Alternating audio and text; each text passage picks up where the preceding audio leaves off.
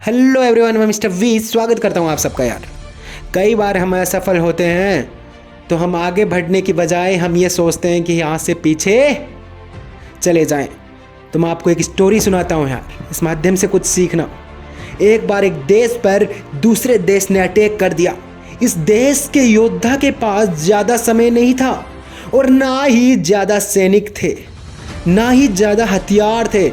इसने अपनी सेना को बुलाया और कहा कि अब हमें रण में जाने की ज़रूरत आ पड़ी है। यार रण में जाने की ज़रूरत आ पड़ी है, लेकिन हम बहुत कम संख्या में हैं। हमसे 10 गुना ज़्यादा सेना, 10 गुना ज़्यादा हथियार हमारे सामने वाले देश के पास है।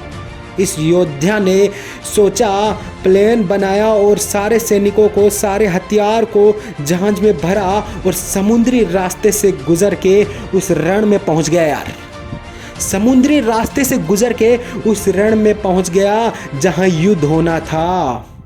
जब सारे सैनिक, सारे हथियार, सब कुछ उस जहाज से उतार लिया गया, सारा सामान, तो इस योद्धा ने अपने सैनिकों से कहा कि इस जहाज को आग लगा दो। यार इस जहाज को आग लगा दो। तो मैं बताना चाहता हूँ यार, सैनिकों को कुछ समझ में नहीं आया कि योद्धा ये क्या कह रहा है, लेकिन ये इस योद्धा का ऑर्डर था, इसलिए उस जहाज को आग लगा दी। ये सब होने के बाद योद्धा ने फिर से अपने सैनिकों को संबोधित किया और कहा कि अब आप सब देख रहे हैं कि पीछे जहाज जल रहा है। अब हमारे पास सिर्फ एक ही रास्ता है, वो सिर्फ रण में लड़ने का और विजय प्राप्त करने का। यहाँ से पीछे जाने के सारे रास्ते जला दिए गए हैं। अब सिर्फ और सिर्फ हमारे पास एक ही रास्ता है, एक ही ऑप्शन है, वो सिर्फ विजय प्राप्त करना। क्योंकि सैनिकों के पास अब एक ही रास्ता था, एक ही ऑप्शन था। अपनी पूरी ताकत से लड़े और अपने से 10 गुना ज़्यादा ताकतवर देश को हरा दिया।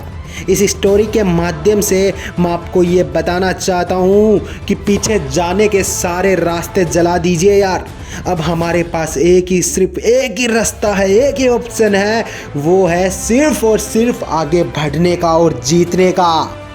So thank you everyone. और ये मिस्टर वी हमेशा आपको 3 बातें बोलता, अपना गोल क्लियर रखो, खुद पर विश्वास रखो। यार दूसरा रखे या ना रखे उससे कोई फर्क नहीं पड़ता हमें, और तीसरा attitude. So thank you everyone.